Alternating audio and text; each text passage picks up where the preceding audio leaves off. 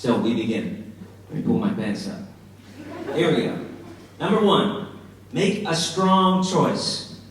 I'm sure your teachers or mentors had you do this, but when I was a senior, Michael Tahaney made us write up a 5-year plan. Yeah, you know what I'm talking about. Well, that was hard. I had no idea where I was going to be in 5 years. I had several different drafts of this plan, and at the end of each one, I said, Broadway. That's where I'll be in 5 years. Boy, I had no idea what was ahead of me. I eventually turned in my 5-year plan with an A or B route split. One was to marry my girlfriend at the time, and the other was to break up with my girlfriend at the time. After a few years.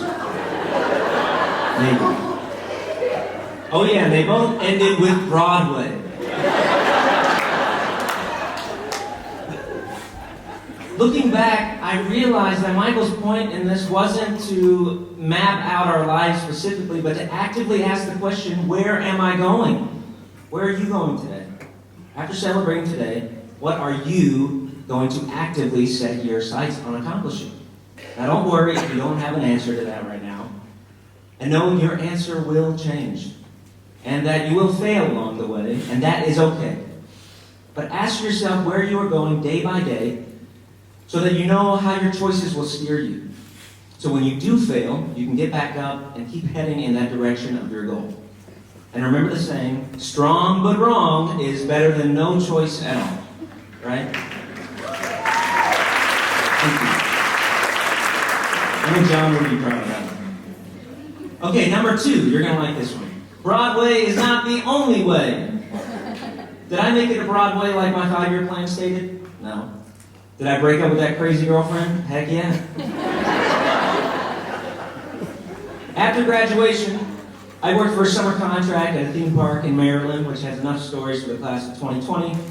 After that, I moved to New York City. Well, I can't really say I moved. I loitered in New York City. I slept on various friends' couches and floors, auditioning, trying to find a day job. Even the Chili's in Times Square would not hire me.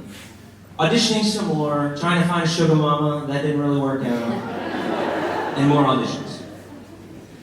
I had a journal that I kept my audition schedule in, and 1 month I filled that sucker up. I had auditions every single day, some multiple times a day.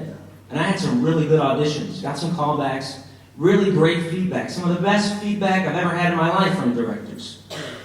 But sadly, I got no phone calls or emails telling me I'd be cast in Cats that summer at the Amish Barn Playhouse. Every guy I'd see at auditions looked and sounded just like me, in black slacks, a black vest, and a bright colored t-shirt or button-up shirt singing Corner of the Sky. I was great, but so were the other guys. Nothing was working for me in New York City, so I made a decision. I was 22, and I moved home. What do I do now, I asked myself. Well, I missed that year's updos, so I looked to get a job waiting tables, and I was miserable. One day while clearing my section, I thought, what can I do in this town to make money that isn't waiting tables? I had an idea. I could sing in this restaurant. So I asked my manager if I could set up and sing on a slow night just for tips. Well, the night went well, and I was asked to come back again, and I found more restaurant gigs because of that, and I was getting just enough work to leave waiting tables. I was making money in my field because I chose to make it happen. Just in time to get a phone call from my good friend Jacinia. Which brings me to number 3. Sometimes the best door is a doggy door.